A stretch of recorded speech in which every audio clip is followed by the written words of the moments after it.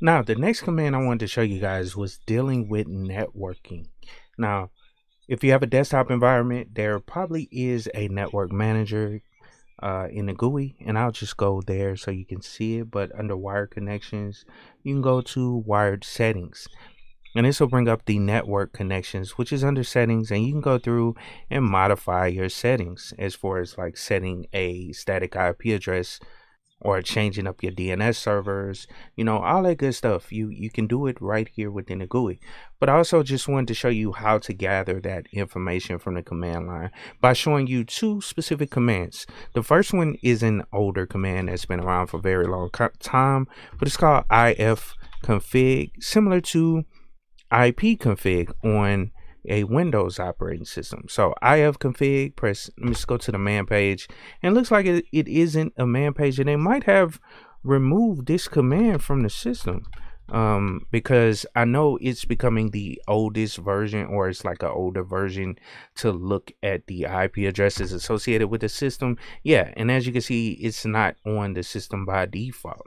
So let's go on and install that as well. So let's go sudo apt install, and you can easily install these packages. That way you can use some of these tools that I'm going through. You can follow this. I'm just writing sudo apt install and then the net tools. And I know I haven't covered the software management piece, but I'll get into that in a little bit. I just wanted to show you guys these commands that should be on the system by default. It all depends on the distribution that you're using, because you could probably install a Debian operating system and it may or may not have this tool on it. But I still wanted to show it to you guys because it's still relevant. It's something that a lot of people still use. But I'll show you the newest version of this command in a couple seconds next. Now, let's clear the screen and run ifconfig and press, or actually let's go to the manual because it should have a manual now. So ifconfig, press enter.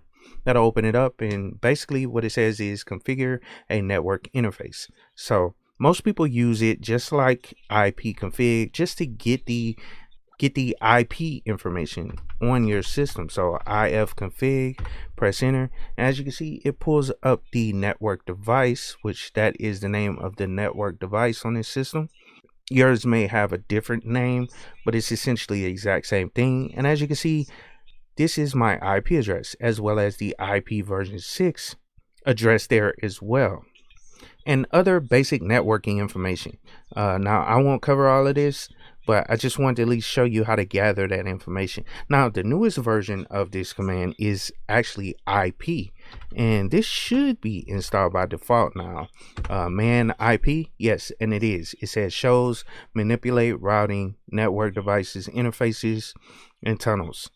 And this is a way more detailed command. There's a lot of options that go along with this command, and hence this is why it's replacing ifconfig. So let's press Q to quit to get out of it, and let's clear and just run IP and press enter, and that should show you the help. But I wanted to go, let's IPA. That'll pull all the IP information. As you can see, it pulls up basically the same information.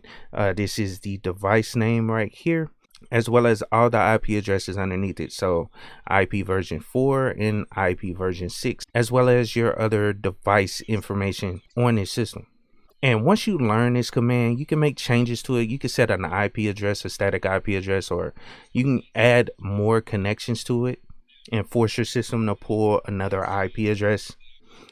And you can change how you route traffic, but a lot of that goes into the systems admin type of roles. But I at least wanted to cover the command so you guys can see how to actually gather this information if you need to.